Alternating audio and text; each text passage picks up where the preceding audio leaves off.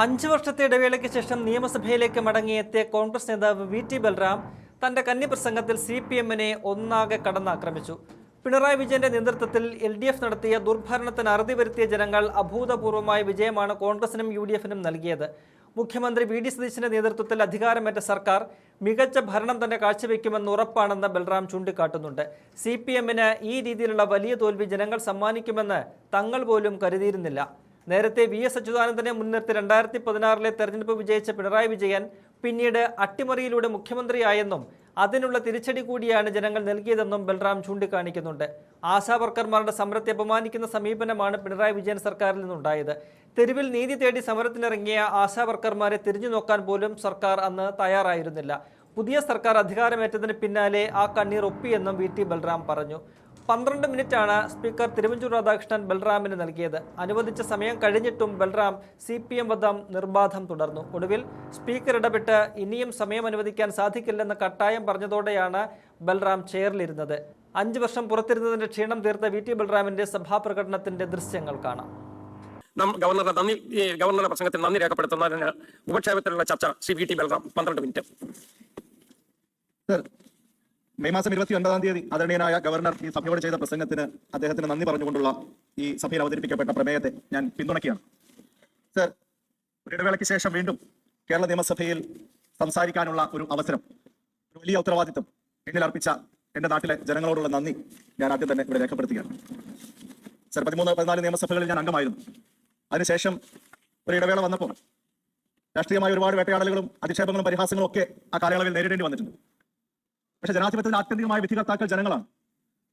അത് അടിവരയിട്ട് ഓർമ്മപ്പെടുത്തുന്ന അവസരങ്ങളാണ് ജനാധിപത്യത്തിന്റെ ഓരോ ഉത്സവങ്ങളായ തെരഞ്ഞെടുപ്പുകൾ.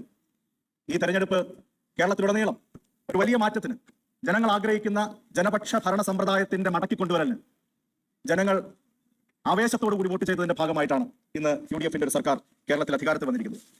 സർ, കേരളത്തിന്റെ ചരിത്രത്തിൽ ആദ്യമായിട്ടാണ് 1 കോടിയിലേറെ വോട്ടർമാർ ഒരു മുന്നണിക്ക് ആവേശത്തോടു കൂടി വോട്ട് കുത്തുന്ന സാഹചര്യം നമുക്ക് കാണാൻ സാധിക്കുന്നത്.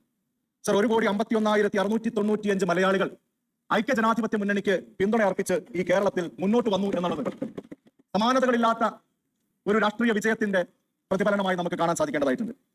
സർ, 10 വർഷം കേരളം ഭരിച്ച ആളുകൾക്ക് അതിന്റെ ഏതാണ്ട് 20 ലക്ഷത്തിൽ കുറവ് വോട്ടുകൾ മാത്രമാണ് ഇത്തവണ സമാഹരിക്കാൻ സാധിച്ചത് എന്ന് പറയുമ്പോൾ കേരളത്തിന്റെ രാഷ്ട്രീയ ചിത്രം എത്രത്തോളം UDF-ന് അനുകൂലമായും കഴിഞ്ഞ 10 വർഷത്തെ ദുർഭരണത്തിനെതിരായും ഈ ഘട്ടത്തിൽ ചിന്തിക്കുന്നു എന്നതിന്റെ കൂടി ഒരു സൂചനയായി അത് മാറുകയാണ്.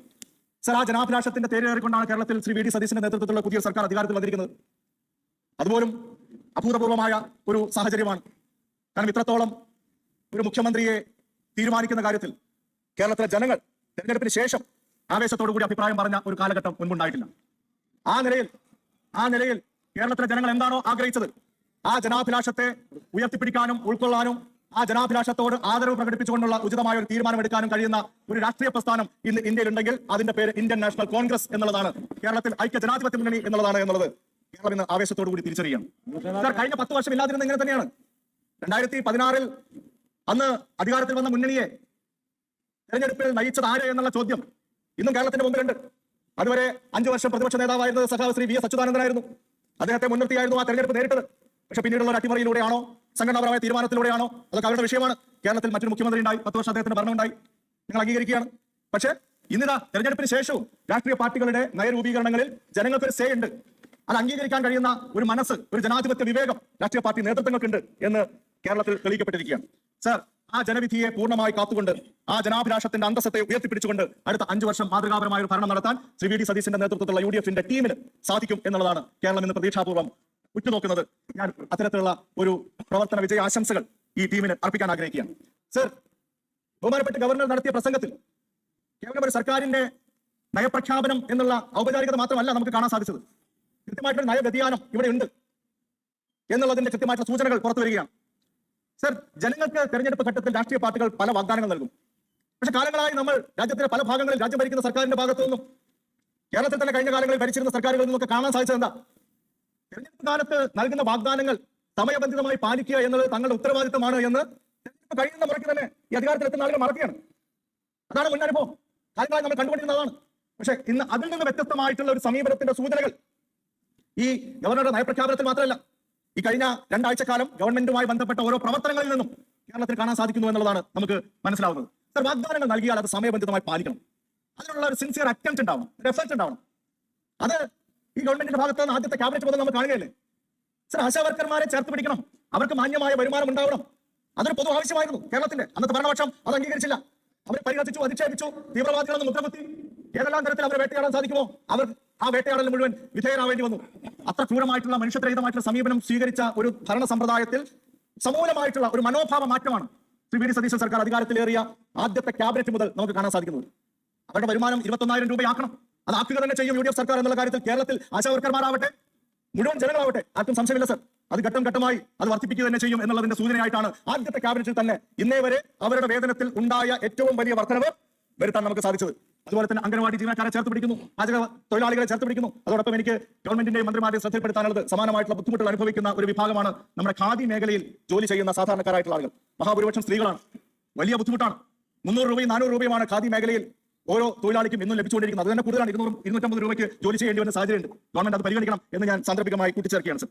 സർ, ഇങ്ങനെ നമ്മൾ മുന്നോട്ട് പോകുമ്പോൾ ഇതാ രാജ്യം തന്നെ വിസ്മയത്തോടു കൂടി നോക്കി നിന്ന ചില തീരുമാനങ്ങൾ ഇന്ദിരാ ഗ്യാരണ്ടികളുടെ ഭാഗമായിട്ട് നമുക്ക് നടപ്പാക്കാൻ സാധിക്കുകയാണ്. ഇന്ത്യയിൽ ആദ്യമായി വയോജനങ്ങളുടെ ക്ഷേമത്തിന് വേണ്ടിയുള്ള ഒരു പ്രത്യേക ഡിപ്പാർട്ട്മെന്റ് നമ്മൾ ആവിഷ്കരിക്കുന്നു. ആർട്ടിഫിഷ്യൽ ഇന്റലിജൻസിന്റെ അനന്ത സാധ്യതകളെ കേരളത്തിന് വേണ്ടിയും അടുത്ത തലമുറയ്ക്ക് വേണ്ടിയും ഉപയോഗപ്പെടുത്തുന്നതിന് വേണ്ടി ഒരു പ്രത്യേക വകുപ്പ് നമ്മൾ രൂപീകരിച്ച് അതിന് നടപടികളുമായിട്ട് മുന്നോട്ട് പോകുന്നു. ഇത്തരത്തിലുള്ള ദീർഘവീക്ഷണപരമായ നിലപാടുകൾ ഭാവി കേരളത്തെ, പുതുയുഗത്തെ മുന്നിൽ കണ്ടുകൊണ്ടുള്ള ഇടപെടലുകൾ ഇന്ന് ഗവൺമെന്റിന്റെ ഭാഗത്തു നിന്ന് ഉണ്ടാവുന്നുണ്ട് എന്നുള്ളത് തന്നെയാണ് സർ നമുക്ക് കാണാൻ സാധിക്കുന്നത്. സർ, ഇവിടെ കേരളത്തിന്റെ ധനസ്ഥിതിയുടെ സത്യാവസ്ഥ ബഹുമാനപ്പെട്ട മുഖ്യമന്ത്രി കഴിഞ്ഞ ദിവസം പറഞ്ഞതുപോലെ അടുത്ത ദിവസങ്ങളിൽ തന്നെ ഒരു ധവളപത്രം പുറത്തു വരുന്നതിലൂടെ മനസ്സിലാക്കാൻ സാധിക്കും മുഴുവൻ മലയാളികൾക്കും എന്നുള്ള കാര്യത്തിലേക്ക് സംശയമില്ല. പക്ഷെ ആ ധനസ്ഥിതി എത്ര പരിതാപകരമാണെങ്കിലും ജനങ്ങൾക്ക് നൽകിയ വാഗ്ദാനങ്ങൾ പാലിക്കാനുള്ള ഒരു നിശ്ചയദാർഢ്യവും ആ നിലയിലുള്ള ഒരു ആർജവും ഈ ഗവൺമെന്റിന്റെ ഓരോ പ്രവർത്തനങ്ങളിലും ഉണ്ടാകും എന്ന് തന്നെയാണ് ഞാൻ പ്രതീക്ഷിക്കുന്നത്. സർ, ഇതിനെക്കുറിച്ചൊക്കെ എന്തെല്ലാം തരത്തിലുള്ള പ്രൊപ്പഗാൻഡകളാണ് ഇപ്പോഴും ഈ തെരഞ്ഞെടുപ്പ് പരാജയത്തിന് ശേഷം ഇവർ മുന്നോട്ട് കൊണ്ടുപോകുന്നത്. ഖജനാവിൽ ഏതാണ്ട് 4,000 കോടി രൂപ നീക്കിയിരിപ്പാണ് എന്നാണ് സ്ഥാനമൊഴിഞ്ഞ ധനമന്ത്രി അതിന് ശേഷം മുന്നോട്ട് വെച്ചത്. സർ, ഞാൻ പറയാൻ ആഗ്രഹിക്കുകയാണ്, നിങ്ങൾ കാര്യം മനസ്സിലാക്കുക. ഏതാണ്ട് 2 ലക്ഷം കോടി രൂപയുടെ ഒരു ബജറ്റാണ് കേരളത്തിലുള്ളത്. ഖജനാവിലൂടെ ഏതാണ്ട് 2 ലക്ഷം കോടി രൂപ നമ്മൾ 12 മാസം കൊണ്ട് ചെലവഴിക്കുന്നുണ്ട്. അതായത് ഓരോ മാസം ഏതാണ്ട് 15,000-20,000 കോടി രൂപ ഖജനാവിലൂടെ കയറി ഇറങ്ങുന്നുണ്ട്.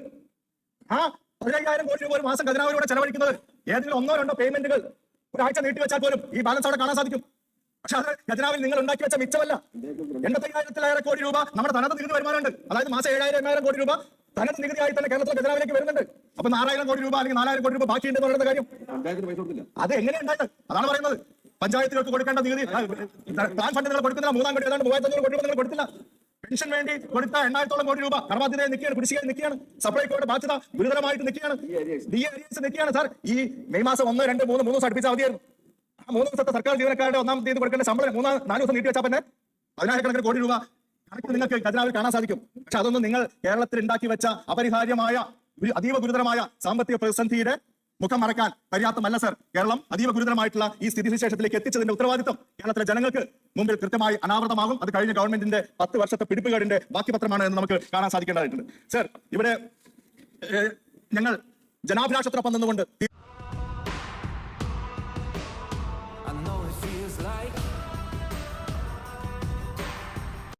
ദുഃഖമുണ്ട്, ചെറിയ സഹതാപമുണ്ട്.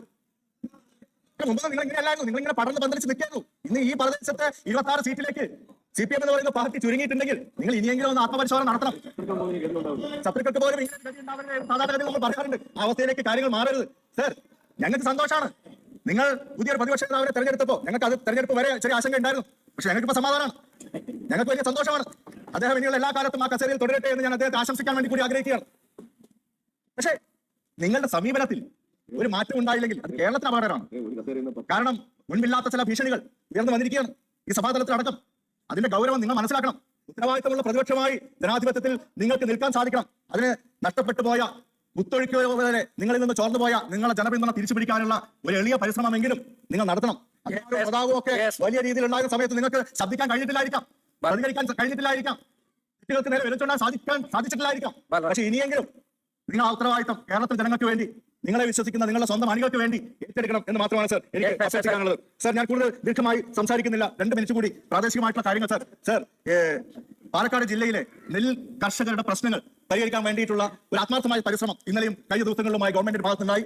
അത് റിസൾട്ടിലേക്ക് എത്തുന്നു എന്നുള്ളതിന്റെ ഒരു സൂചന തീർച്ചയായിട്ടും സന്തോഷകരമാണ് സർ. പാലക്കാട് ജില്ലയിൽ 65,000 നെൽകർഷകരുണ്ട് റഫ്ലി. അത് കഴിഞ്ഞ സീസണിൽ നെല്ലെടുത്ത് കൊണ്ടുപോയ ആളുകൾ, അവരിൽ 20,000-ഓളം ആളുകൾക്ക് മാത്രമാണ് ഇപ്പോഴും PR സർട്ടിഫിക്കറ്റ് കൊടുത്തിട്ടുള്ളത്. ബൽറാം 40,000 വളരെ ഗുരുതരമായിട്ടുള്ള പ്രശ്നമാണ് സാർ. 23 ആളുകൾ സാർ ഇതൊന്ന് എല്ലാവരും ചർച്ച ചെയ്യണം. 40,000-ഓളം കർഷകർക്ക് അവരുടെ ഒരു സീസണിലെ മുഴുവൻ കഠിനാധ്വാനത്തിന്റെ ഭാഗമായിട്ട് അവർ ഉത്പാദിപ്പിച്ച നെല്ല് സർക്കാരിന് കൊടുത്തിട്ട് അതിന്റെ PR സർട്ടിഫിക്കറ്റ് അടിച്ചു കൊടുക്കുക.